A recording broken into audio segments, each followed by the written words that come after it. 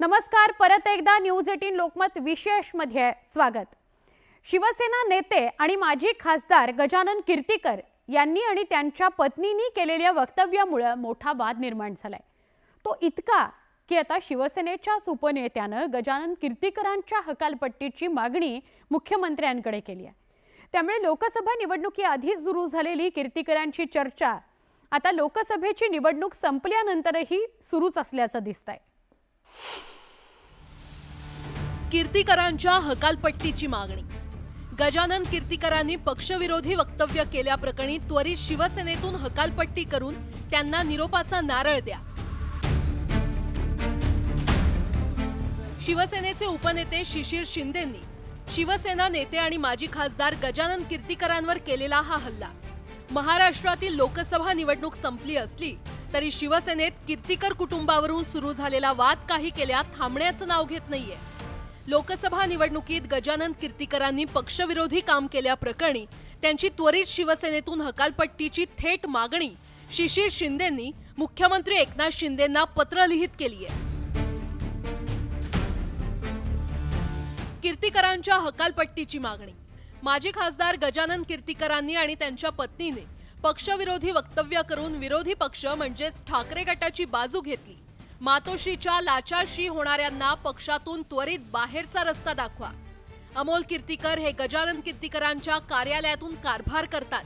गजानन कीर्तीकर शिवसेनेत असतानाही त्यांचा खासदार निधी अमोल कीर्तीकरांनी स्वतःच्या प्रचारासाठी विकास कामांसाठी वापरला। गजानन कीर्तीकरांना मातोश्रीवर लोटांगण घालण्याची घाई झाली। गजानन कीर्तीकरांचे उद्योग पक्षाला बदनाम करतायत।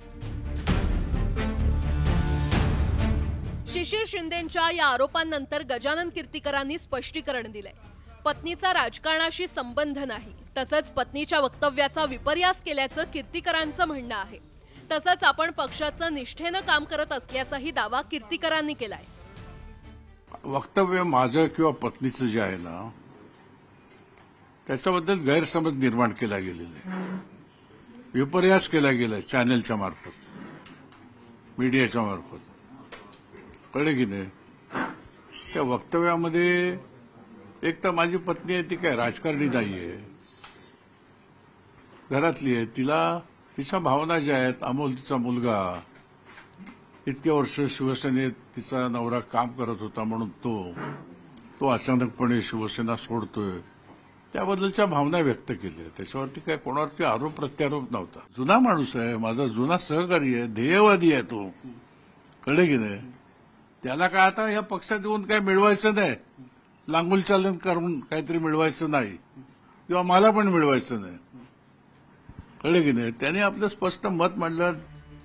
दरम्यान शिशिर शिंदेंच्या या आरोपांना गजानन कीर्तीकरांचे पुत्र आणि ठाकरेंच्या शिवसेनेचे उमेदवार असलेल्या अमोल कीर्तीकरांनी देखील शिशिर शिंदेंवर पलटवार केलाय।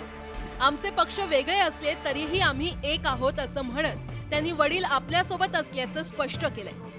ठीक आहे, वैचारिक मतभेद हे असू शकतात, पक्षांतर प्रत्येकाचे विचार वेगवेगळे असू शकतात आणि मला असं वाटतं 18 वर्षानंतर संविधानाने आणि राज्य सरकारने अधिकार आपल्या सर्वांना दिलेले आहेत की आपण कुठल्या विचाराला मतदान करावं, आपण कुठल्या विचाराच्या बाजूने प्रचारात उतरावं आणि त्याप्रमाणे आम्ही करतोय। ते शिंदेंबरोबर आहेत, मी ठाकरेंबरोबर आहेत आणि मला असं वाटतं की आमच्यामध्ये कुठल्याही प्रकारे वैयक्तिक किंवा कौटुंबिक मतभेद 100% नाहीत, होणार पण नाही।